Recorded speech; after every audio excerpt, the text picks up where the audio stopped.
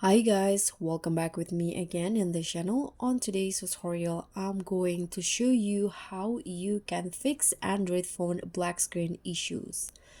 So, if a black screen on your Android phone can be frustrating, and here are some steps that you can try to resolve the issue. So, if you cannot turn on your Android phone, it turn a black screen like this. You can try a basic troubleshooting like force restart. You can hold down the power and the volume downs in here for about 10 to 15 seconds and then release it. And the second one is that you can check the charging port in here, ensure that the charging port is clean and free of debris, and you can try to use a different cable or charger.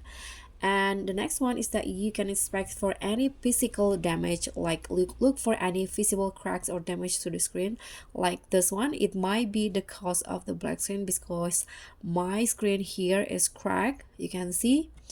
Or there are also software related issue. You can try to boot your phone into a safe mode to check if there's a third-party app is causing the problem. And if the issue is resolved in safe mode, you can uninstall the recent apps. And you can try to clear the cache. You can wipe the cache partition to clear temporary files that might be interfering. And the next one is that you can as a last resort, you can do factory reset. You can this will erase all data, so you need to back up your phone first before you do factory reset. Or there might be like a hardware related issue. Maybe the battery is the problem.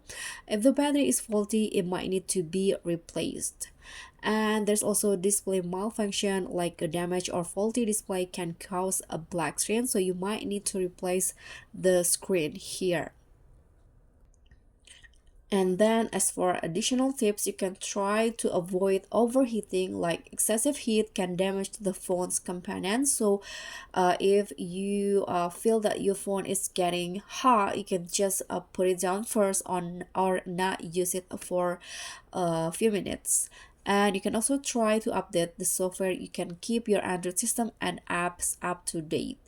And the last one is that you can seek for professional help. So if none of the solution work, you can consult a technician for a more in-depth diagnosis. So if you need to also remember that if your phone is still under warranty, you can contact the manufacturer because it might still be free when you try to fix the phone. So I hope this solution is helpful for you. Thank you so much for watching. Don't forget to like, comment, and subscribe also. Click on the thanks. Bye.